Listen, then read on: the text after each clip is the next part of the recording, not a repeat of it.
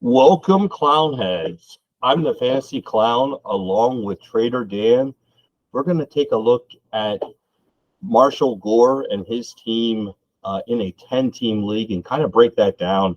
It didn't finish as well as he would like, and so we're just going to take a deep dive into the team, currently in ninth place and, scoring the ninth most points. So, it wasn't like this was a team that just outscored the record or the schedule. So we're going to take a deep dive in. And so I'm going to welcome my partner, Trader Dan. Hi, guys. We're going to take a look at go ahead. Marshalgore's league. Oh, you're pulling it up right now. Okay, good. In League 7.0. Is that what's on the screen right there, Brad? Yeah, that's what we have. And when you take your first look at it, I know we kind of looked over the team prior to this video. What's your first inkling about the team, and what was your takeaway when you just first look? Well, when I think of this team, I think what would I thought in August compared to what do I think now. In August, I think looking at this team, you're feeling pretty good about yourself. You're young. It seems like you got some of the top end talent on the board as far as the young talent is concerned. And then, once you start scrolling down through there and you think about where we are today, you got guys like George Pickens, who hasn't lived up to his expectations. Kyle Pitts hasn't lived up to his expectations. Drake London hasn't lived up to his expectations. So, and then you think that a guy like Kenneth Walker would be more of an elite fantasy football running back based on what he did last year. Obviously, bringing Zach Charbonnet in, I like what he did here and went and got Charbonnet to go with Kenneth Walker. I like that combo. One insert, you got the lead back no matter what you do. But I can see where he was excited and kind of is head scratching on what went wrong with this team. And you're banking on guys like Bryce Young to come in, and you were thinking by now he would at least be a contributor on your team as opposed to taking up a roster spot. But then when you look, he's also had some pleasant surprises with Jalen Warren, Jake Ferguson, both doing well. But the one thing I can tell with his team, he definitely has a good plan in place with the young roster that he's got. It's not like he's ninth place and he's old. With Keenan Allens and Christian McCaffrey's and guys like those, if you got those guys on your roster, you obviously want to be competing by now. So he's got a good structure in place. I just think that some of these guys that we all thought would perform haven't. So yeah, I'm sure he's not alone with a roster like this. It was just like kind of scratching your head. I feel like this is a roster that I would build. I mean, kind of the same way I build absolutely. it. And I look at these players. These are guys I would have on a team. And I guess when I look at this, what I like you thought is that, hey, they're young. And so I always try to look at that. I say to myself, if it doesn't go well, this didn't go well, right? These players didn't perform. But we're talking about players that didn't perform. George Pickens, he's 22. Right. So he's if he's a second-year receiver at 22, what will he be at 24? Very good chance, barring like a catastrophic injury, that we have a better player. Zay Flowers are probably going to be a better player later in his career. Like, we don't believe that these guys maybe had that career year yet. Like, we're still ascending. So I guess my message would be patience, really, because the only thing you can do at this point with some of these players is trade away them before they get good, and so now there are some players, and I know, Dan, you do lots of trading, so you might be, but I'd be looking for opportunities, not to give away, but opportunities to move on from a Geno Smith at 32. But even people will probably look at me crazily, but I would be looking to move on from Travis Etienne at 24, because again, 26 is about the end of the road with running backs. And so I'm just looking for the opportunity when they're performing well, because probably not going to perform. Now, like Kenneth Walker, 22, I still like that. That's still got possibly 3 to 4 years of success there. I'll be looking to move on from Zach Moss.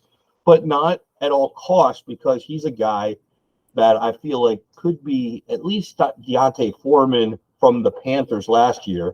And now, he went to the Bears and he figured out a way to get to a lead role. Well, Zach Moss could leave the Colts and figure out a way to go to somebody's lead role, with an injury or whatever the case is. So I always kind of look at those kind of things. I like Charbonnet. I think that's another 22-year-old. Like, how do you go wrong with Roshan Johnson, 22-year-old? I mean, like, some of those guys are going to be good. I don't know which ones. He doesn't have to know which ones. You only need two, really, and a couple injuries. But 10-team league, and I guess this has always been my Achilles heel because it's so shallow. I mean, it sounds kind of funny probably, but 250 players are in this pool. And so, Dan, how would you what would be your ideal in a league like this for your 3 flex spots? Would you be looking to put receivers, tight ends, running backs in the flex spot? Like, how would you build that lineup to be the best? Like, if you were trying to make the lineup be the best, like, how do you build those flexes? If I'm sitting at his spot in the 9th hole, I'm building those flex spots with the wide receiver position. I think that you get more longevity out of guys. I mean, you look at a running back at 24, you're looking to pawn him off. You look at a wide receiver at 24, you're thinking, hey, his prime's coming. Yeah. And I think if you're in that later round or in that later part of your draft, I think that you try to build your wide receiver room as best that you can, and get that solidified, because even if it takes you longer than you would expect it to build your roster, you still have multiple years of guys in your prime. Now, if you're building your running back room first, and then guys like Kenneth Walker are now going to be 25 years old before your team starts to compete, your time to be good and at the top of the league the window is diminishing. Now you throw in an injury there, and then all of a sudden you start seeing your team that you thought was going to be in the top is now dwindling down. And then those guys, their value just becomes so low. I mean, you look at a guy like, a 24, 25-year-old receiver, CeeDee Lamb, Justin Jefferson, they get hurt right now. They hold their value. A guy like Saquon Barkley gets hurt right now, and, you can't get a second-round pick for the guy. So I think that, when you're building a team that's this far behind, you got to take as much value as you can. And I think that, in a league like this is through the wide receiver position. And so you'd fill in with that. I mean, it looks like he's got a lot of running backs. Like, I guess I feel real confident. Now, not to say if there's a running back in the draft that's available. I'm always a big proponent when we go to rookie drafts, and he's got 3 picks, probably the 102, probably the 205, probably the 302. Yep. And I just take value. Like, I'm always looking, and if I have the right players on my team, it kind of makes other people make mistakes, and then I get better value, with those picks. But I'm just looking to take the best player. Yep. And then I'll move the chessboard, but I don't worry about the chessboard in May when we draft, in June when we don't do anything, in July when camp begins, in August when all the campers get hurt and all the running backs get injured. I don't worry about what I have at that moment. And I really don't worry much until we get into week 1, week 2 in a league like this, because honestly, what in week 1 and week 2, those players aren't even good in October. Like, it's that short lived that by October, you're just kind of now getting into your groove, and you're feeling like, okay, now let's see what teams are. And, like, we looked early on in training camp, and if you were to say, hey, the Texans are going to be good, everybody would have been laughing. Like, actually, people thought that maybe the Texans' first round pick that they traded to the Arizona Cardinals, like, the joke was the Arizona Cardinals are going to get pick 1 and 2. Like, if we remember back, like, they're going to get pick 1 and 2 because they're so awful, and the Texans are so awful. And now the Texans are on a plan to maybe win a division. I mean, that's how ridiculous it is. Like, so that's pretty far cry from the 1 or 2 pick in the draft. Like, that's a different scope from, the September kind of thing. So I guess I tell us that too, here as fantasy players, to be really patient in the process. Mm-hmm. What do you ever account for 4-point passing touchdowns for quarterbacks? Does that make you? Yeah, it makes a difference. It does make a difference in value. And I like where he's at with his quarterback room. With Joe Burrow, heading it out. And then he's got Deshaun Watson, Bryce Young, and then he's got Geno Smith. I think he's got a decent quarterback room when you can go out and conceivably throw any two out there. With the exception of Bryce Young, but it's tough if you're banking on a rookie to win your fantasy football league. Chances are you're not going to win. No, but Deshaun Watson, Joe Burrow, and then Bryce Young. And I know that Trey Lance isn't anything currently, and Hendon Hooker isn't really thought of right now. But I think if in my world, I would be looking to move Geno Smith. Kind of when I thought I could get high, and see what I can get with him. Kind of make it look, I got a bunch of quarterbacks right now, and I just kind of try to see what kind of capital or capital now is tough to acquire because now it's getting expensive. People are in that mode. So I may not be looking for capital. I know we had an option on a trade today where somebody said, do I take a third and a fourth for a player, or do I just take a group of players that used to be first round picks? And I'm like, well, I don't want the draft picks, but I'll take Quentin Johnston instead of a third or fourth. And I'll take who were the other two players, Dan, that came across that? I didn't see this. I didn't see it come across. Well, there was a message that one of the guys sent us on a chat, on a text message today, and I was like, well, I would take Josh Downs. Josh Downs. Was Josh Downs? Oh yeah, Josh Downs. Yeah, I'll take all those players or whoever he was going to give, but I don't want the third and the fourth round pick because that sounds expensive for what we're going to get. But all those players were at least dart throws that were, Cujo, I figure he's a first round pick, former first round pick. He might not be living up to the expectation, but at least it's some value coming to it, at that point with that player. So that's what I'd be looking to do with Geno. I would try to turn that into, if you're saying build it with receivers, then I guess I'd try to go get 2 or 3 of them, maybe get 3. Well, he, You told me that he traded for Travis Etienne yesterday in this league.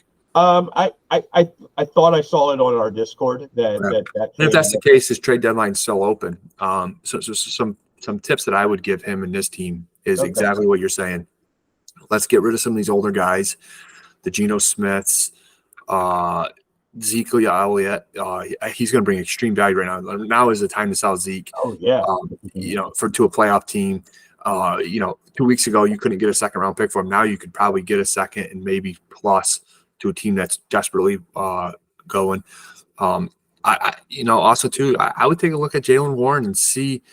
I know he's 24. He's kind of young. He doesn't have many miles on those legs, but man, I don't know how you're going to find a higher time right now to sell Jaylen Warren. Yeah, no, it's a profit. It's a profit making time, and that sounds awful when you're trying to sell players as commodities, but that's really what they are.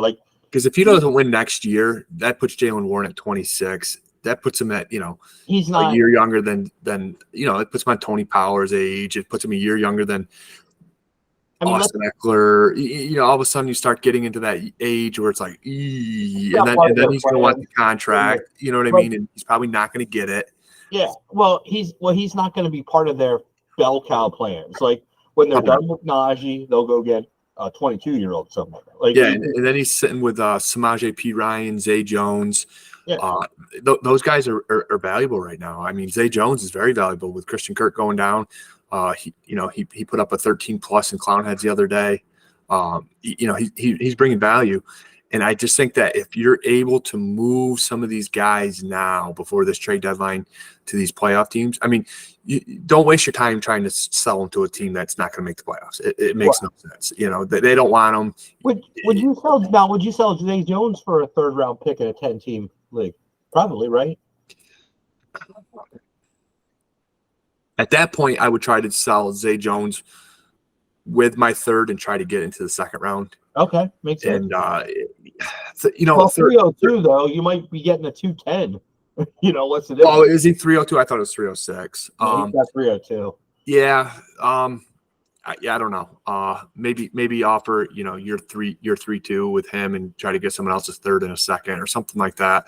But just as well as I do that sometimes those third round picks are very tough. Not that second is much easier, but I feel like Well, In a 10-team league, tenure, you can get the 18th best player in the draft and still essentially get a really good player. Um, but yeah, I mean, it doesn't hurt to explore. You know yeah. what I mean? What you can get. And I just seen that it came across in our Discord that he said that he got offered T Higgins for ETN. That he's thinking like what we're talking is, do I go build the receiver room? I don't know that I sell him straight even for ETN because ETN's having a great year. T Higgins is having a down Yeah, year. I don't think I'm going to do that because then it's like, why did you even get ETN in the first Correct. place? If But you if you just can turn get more around with it. get a T Higgins. But I would say this: I'd be looking to get a package of T Higgins and somebody. But again, I guess I think let's watch it and see what happens to T Higgins. Like, there's a lot of unknowns. Like, so I'm always like, let's watch this thing play out because I'm not in a position where. So what I don't want to do is feel like I'm forced to sell or forced to buy. I want to let people be forced to buy from me. And if I'm in a position like where I was talking about Zay Jones, now on the other hand, I feel like I could pick up Zay Jones from the waiver wire, like that player. Like I'll be able to pick In a that 10 up. in a 10-team Yeah, in a shallow 10 league like team. this. Yeah, I agree. But like next year, I'll be able to beat my opponents to get Demario Douglas, who would be just Zay Jones if he didn't get hurt. Like same idea. I can get that off of waivers, pretty Yeah. easily. And next year's version Noah of that. Brown. Yeah, Good guy. I'll pull that same player. So if I can get anything there, I'll be able to pull that player. I have confidence. I'll get that player. So I'm just going to get a free pick is what I'm looking at. Yeah. And quite honestly, he'll probably get tired of Zay Jones before next year. And if I really want him bad enough, I'll just pick him up, like Yeah. the other player. And But that's my attitude I play with. If I were him, I would be actively looking to trade and just continue building through that younger group of players that he has. Yeah. And having Geno Kenneth is kind of a tough combination because that too.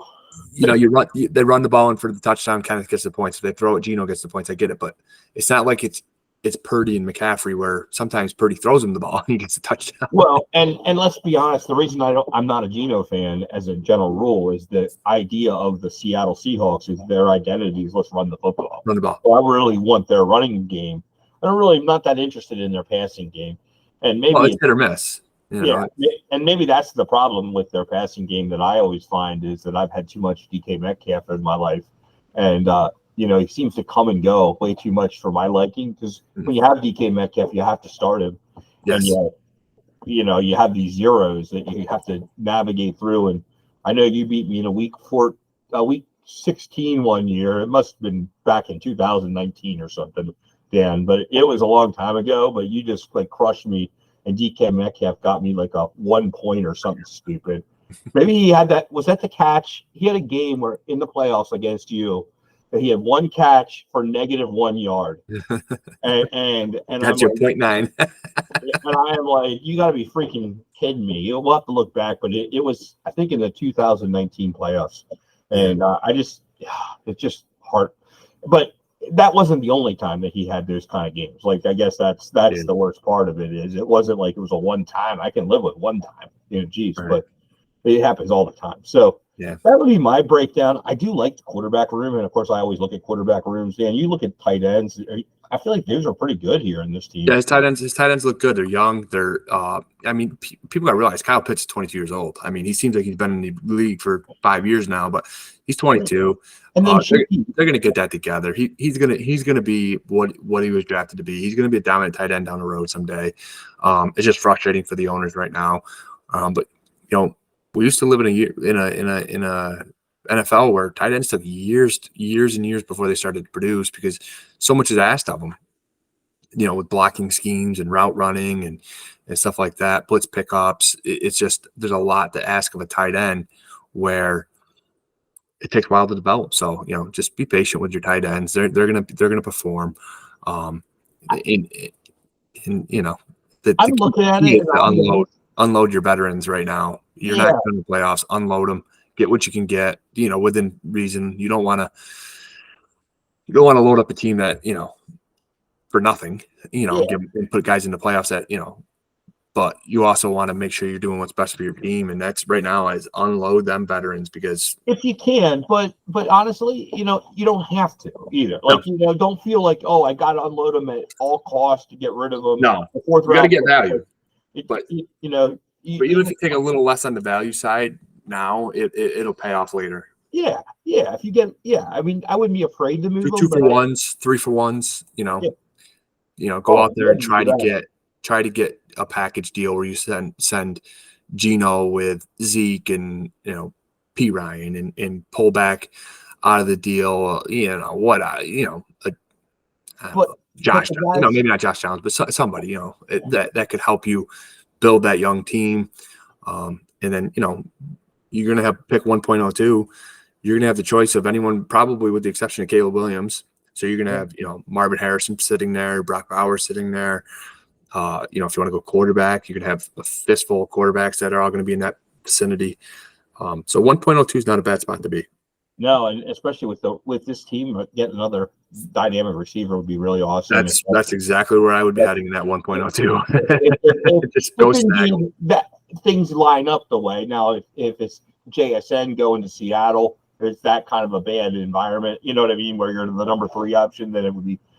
There's going to be there's 3 receivers, in my opinion, maybe even 4, that we're going to be in the same boat, all talking. And obviously, Marvin Harrison's got the advantage because of his his pedigree and stuff like that. But you're talking Malik Neighbors, and you're talking the kid from Washington and the Coleman kid from Florida State.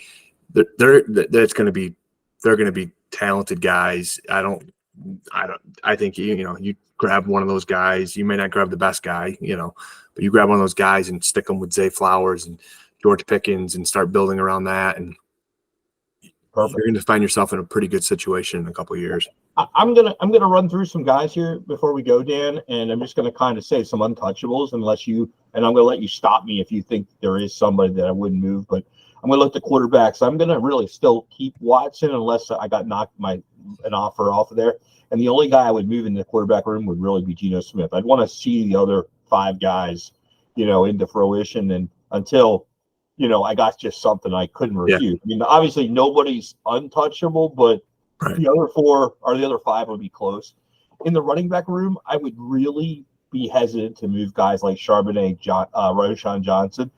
I'd want to see them through what their role will be in the future, how it's going to be. Henry Miller, same thing. Like we haven't seen enough to make him be a throw-in and a deal. Right. And I wouldn't be even I'm just saying, hey, I wouldn't be going out and acquiring ETN if I got the right deal, but I think he's borderline one of your better players, so I wouldn't just give him away. Like he's not going to – I'm going to get a league-changing deal if I'm going to trade him. Yeah. I'm going to build around Walker. Yep. I'm going to build around Keaton Mitchell. I think Keaton Mitchell is good. So, and then the receivers, I'm just going to kind of play out the numbers on these guys, like A.T. Perry, Flowers, Drake London, Pickens, Dotson, and even Judy. Like I'm going to just kind of see what they are. And because I don't think they're going to give me value for Judy, who's probably the worst of that bunch, I think Dotson's better than he's showing. He's only 23. Maybe a new coaching scheme is going to be. Judy, where are you seeing Judy? I didn't see Judy anywhere. What was that? I didn't see Judy anywhere. Yeah, he's at the bottom of the wide receiver room. What's in that? Really? I didn't see it. Yeah, he's at the bottom of wide receivers. Dotson, Judy. I can't even see those guys on my screen. You must have a little screen. And then tight ends. I mean, I love these tight ends. Cheeky.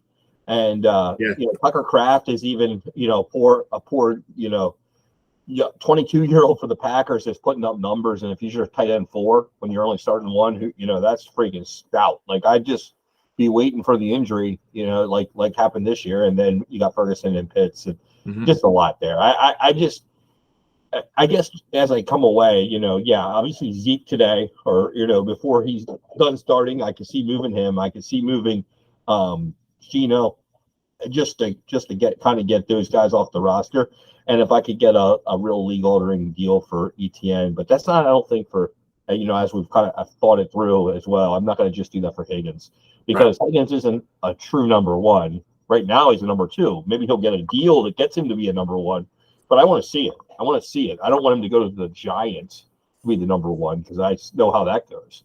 Like I don't want him to go to the Cardinals to be the number one. Like I don't know what that. I mean, I didn't love the way Hollywood Brown looked there. Like that doesn't make sense to me. So, that's what I mean. Like I don't really want to see him. I don't know what the situation would have to be where he would be a guy. I'd be like, yeah, okay, he's a let's go.